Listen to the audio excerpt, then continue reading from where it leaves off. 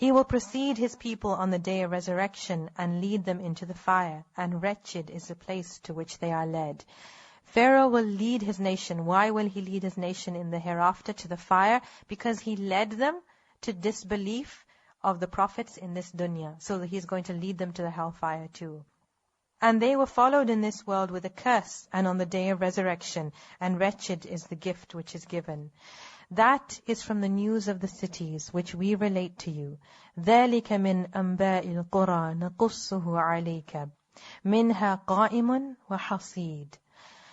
Of them some are still standing, and some are as a harvest mowed down. Meaning some of these nations, signs remain of their civilization, but some have been destroyed completely.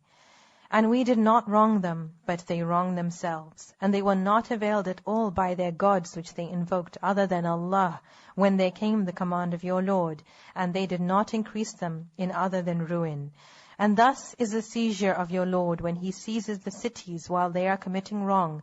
Indeed, His seizure is painful and severe. Indeed, and that is a sign for those who fear the punishment of the hereafter.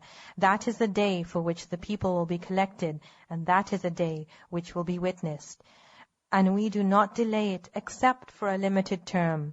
The day it comes, no soul will speak except by His permission, and among them will be the wretched and the prosperous. As for those who are destined to be wretched, they will be in the fire.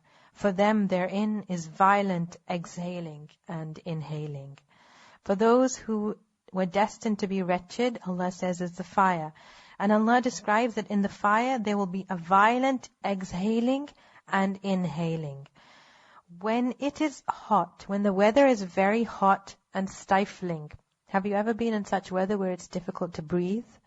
It's so stifling and smoggy and muggy weather, where when you breathe in, you feel like you're taking the heat inside you. And you breathe out, and you feel like you're breathing out that same hot air. So Allah describes that in the hellfire, there will be extremely violent breathing in and breathing out. People won't even be able to breathe properly, because there's just heat coming inside, and heat coming out, and heat surrounding them. They will be abiding therein as long as the heavens and the earth endure, except what your Lord should will. Indeed, your Lord is an effector of what He intends. وَأَمَّا الَّذِينَ سُعِدُوا فَفِي الْجَنَّةِ خَالِدِينَ فِيهَا مَا دَامَتِ السَّمَاوَاتُ وَالْأَرْضُ إِلَّا مَا شَاءَ رَبُّكَ عَطَاءً غَيْرَ مَجْذُوذٍ. And as for those who were destined to be prosperous, they will be in paradise, abiding therein, as long as the heavens and the earth endure, except what your Lord should will, a bestowal uninterrupted.